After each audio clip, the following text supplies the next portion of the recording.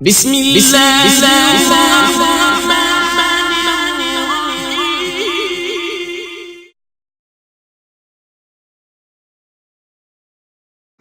الرحمن الرحیم۔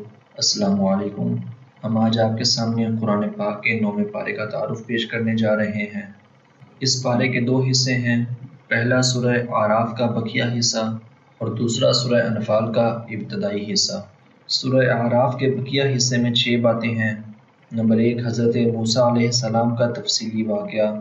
نمبر 2 عہد الصد کا ذکر۔ نمبر 3 بلعام بن بعورہ کا قصہ۔ نمبر 4 تمام کفار چوپائے کی طرح ہیں۔ نمبر 5 قیامت کا علم کسی کو نہیں۔ نمبر 6 قرآن پاک کی عظمت۔ بلعام بن بعورہ کا جو واقعہ اس میں مذکور ہے وہ فتح مصر کے بعد جب بنی اسرائیل کو قوم جبارین سے جہاد کرنے کا حکم ملا تو جبارین ڈر گئے اور بلعام بن بعورہ کے پاس آئے کہ کچھ کرو۔ بلعام بن بعورہ کے پاس اسم اعظم تھا، یہ مستجاب الدعوات تھا، دعا کے لیے اپنے ہاتھ اٹھاتا تو اس کی دعا قبول ہو جاتی۔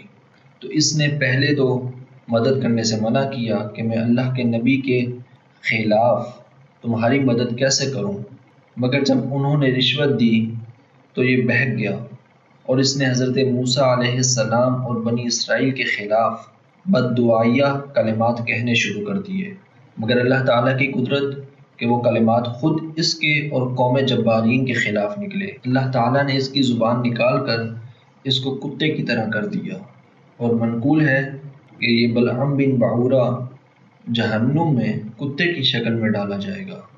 9ویں پارے کے دوسرا حصہ جو سورہ انفال کا ابتدائی حصہ ہے اس میں 3 باتیں ہیں۔ نمبر 1 غزوہ بدر اور مال غنیمت کا حکم۔ نمبر 2 مومنین کی 5 صفات، اور نمبر 3 6 بار مومنین سے خطاب۔ غزوہ بدر کے واقعے کے بعد مومنین کی جو 5 صفات مذکور کی گئیں ان میں پہلی وہ خشیت رکھتے ہیں، یعنی اللہ تبارک و تعالیٰ سے ڈرتے ہیں، اور نمبر 2 تلاوت کرنے والے ہیں، نمبر 3 توکل کرنے والے ہیں، نمبر 4 نماز ادا کرنے والے ہیں، اور نمبر 5 سخاوت کرنے والے ہیں۔ 6 بار جو مومنین سے خطاب ہوا ان میں پہلا آیت نمبر 14 میں اللہ تبارک و تعالیٰ نے فرمایا اے ایمان والو میدان جنگ میں کفار کے مقابلے سے پیٹھ نہ پھیرنا۔ دوسرا خطاب آیت نمبر 20 میں فرمایا کہ اے ایمان والو اللہ اور اس کے رسول کی اطاعت کرو۔ تیسرا خطاب آیت نمبر 24 میں فرمایا کہ اے ایمان والو اللہ اور رسول جب کسی کام کے لیے بلائیں تو ان کو جواب دو۔ چوتھا خطاب آیت نمبر 27 میں فرمایا اے ایمان والو نہ اللہ اور رسول سے خیانت کرو، نہ اپنی امانتوں میں خیانت کا ارتکاب کرو۔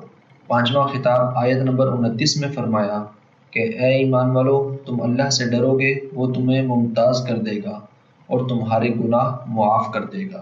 چھٹا خطاب آیت نمبر 45 میں فرمایا کہ اے ایمان والو دشمن سے مقابلہ ہو تو ثابت قدم رہو اور اللہ کو یاد کرو۔